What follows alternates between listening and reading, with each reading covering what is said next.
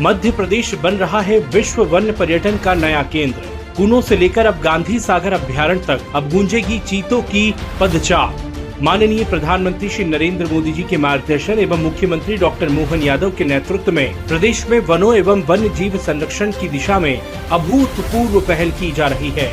प्रकृति पर्यटन विकास और रोजगार सृजन के मध्य प्रदेश सरकार के विजन से प्रदेश में वन समृद्धि के नए द्वार खुल रहे हैं। अभ्यारण्यों में चीतों की घनी बसाहट हो, इसके लिए चीता प्रोजेक्ट के अंतर्गत विशेष कार्य किए जा रहे हैं। इसी क्रम में मुख्यमंत्री डॉक्टर मोहन यादव ने शुक्रवार को केंद्रीय पर्यावरण, वन एवं जलवायु परिवर्तन मंत्री श्री भूपेंद्र यादव की उपस्थिति में मुख्यमंत्री निवास स्थित समत्व भवन में चीता प्रोजेक्ट क्रियान्वयन के संबंध में समीक्षा की। बैठक में केंद्रीय मंत्री श्री यादव ने कहा कि मध्य प्रदेश के पर्यटन क्षेत्र में बड़ी क्षमताएं विद्यमान हैं। उन्होंने कूनो में चीतों के पुनर्वास और वन टूरिज्म को बढ़ावा देने के लिए मुख्यमंत्री डॉक्टर मोहन यादव के प्रयासों की प्रशंसा की। समीक्षा बैठक में मुख्यमंत्री डॉक्टर यादव ने कहा कि इकोसिस्टम के प्रॉपर डेवलपमेंट के लिए प्रदेश में बड़ा काम हो रहा है। हमारी सरकार कूनो राष्ट्रीय उद्यान को एक आदर्श वन्य प्राणी पर्यटन स्थल के रूप में विकसित करेगी। सीएम डॉक्टर यादव ने कहा कि प्रदेश में सिर्फ कूनो ही नहीं, अब मंदसौर जिले का गांधी सागर अभ्यारण्य भी चीतों से गुलजार होगा। केंद्र सरकार के सहयोग से आगामी 20 अप्रैल को गांधी सागर अभ्यारण्य में चीते छोड़े जाएंगे। उन्होंने कहा कि कूनो नेशनल पार्क में पर्यटन तेजी से बढ़े, इसके लिए प्रदेश सरकार ग्वालियर से कूनो के लिए डायरेक्ट रोड और एयर कनेक्टिविटी भी विकसित करने पर गंभीरता से विचार कर रही है। भारत सरकार के माननीय मंत्री और उनके अधिकारियों ने समीक्षा करते हुए हमारे दूसरे एक और चीता प्रोजेक्ट के स्थान गांधी सागर को हमने मान्यता दी है कि अब आप अपने यहाँ से चीतों को लिया करके गांधी सागर अभ्यारण्य को भी प्रारंभ कर सकते हैं। मैं उनका धन्यवाद भी अदा करता हूँ।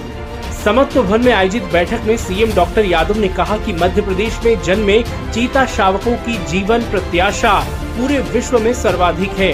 दूसरे देशों में चीता शावक जलवायु से अनुकूलन के अभाव में सरवाइव नहीं कर पाते। चीतों के लिए जरूरी जलवायु और वातावरण की दृष्टि से गांधी सागर अभ्यारण्य बेहद अनुकूल है। इसलिए सरकार यहाँ चीता छोड़कर इस अभ्यारण्य को भी चीतों से गुलजार करेगी। उन्होंने कहा कि केंद्र सरकार के साथ मिलकर सबके सहयोग से हम चीतों का पुनर्वास करेंगे। ग्वालियर से कूनो नेशनल पार्क तक पक्की 12मासी रोड बनाई जाएगी। कूनो में टेंट सिटी तैयार कर यहां आने वाले पर्यटकों को जंगल में प्रकृति के पास समय बिताने का सुनहरा अवसर उपलब्ध कराया जाएगा। सीएम डॉक्टर यादव ने कहा कि केंद्रीय मंत्री श्री यादव की मंशा के अनुरूप हम कूनो प्रक्षेत्र में इंटरनेशनल लेवल का एक पशु चिकित्सालय और रेस्क्यू सेंटर भी खोलेंगे। इसके लिए केंद्र सरकार से भी मदद लेंगे। पशु चिकित्सालय के संचालन से कूनो के चीतों के इलाज के साथ साथ इस पूरे क्षेत्र में गोवंश के उपचार में भी मदद मिलेगी। उन्होंने कहा कि राज्य सरकार प्रदेश के नेचर टूरिज्म सेक्टर में निहित असीम संभावनाओं को एक्सप्लोर करेगी। बैठक को संबोधित करते हुए सीएम डॉक्टर यादव ने कहा कि राज्य के अधिक से अधिक युवाओं और महिलाओं को वन पर्यटन से जोड़ेंगे।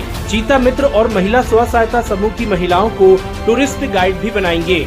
कूनो परिक्षेत्र में राज्य आजीविका विकास मिशन से दीदी कैफे संचालित किए जाएंगे ताकि चीता मित्रों और महिलाओं को स्थानीय रोजगार के अधिक अवसर उपलब्ध कराए जा सकें। बैठक में मुख्यमंत्री डॉक्टर यादव ने अधिकारियों को संबोधित करते हुए कहा कि राज्य सरकार किंग कोबरा, घड़ियाल और दुर्लभ प्रजाति के कछुओं के संरक्षण के लिए भी प्रयासरत है। सरकार किंग कोबरा संरक्षण के लिए योजनाबद्ध तरीके से कार्य कर रही है। प्रदेश के जंगलों में जहरीले सांपों की संख्या नियंत्रित करने के लिए किंग कोबरा को बसाना आवश्यक है। पहले चरण में 10 किंग कोबरा मध्य प्रदेश लाने पर विचार हो रहा है। मुख्यमंत्री डॉक्टर मोहन यादव ने वन अधिकारियों को चंबल नदी से घड़ियाल और कछुओं को प्रदेश की 4 बड़ी नदियों और जलाशयों में पुनर्वासित करने के निर्देश दिए। वन्य जीव संरक्षण में प्रदेश सरकार नित नए आयाम स्थापित कर रही है। हृदय प्रदेश की धरा एक बार फिर से चीतों की बसाहट से गुलजार हो चली है और मध्य प्रदेश बन रहा है विश्व वन पर्यटन का नया केंद्र। गांधी सागर अभ्यारण्य में चीतों की पदचार।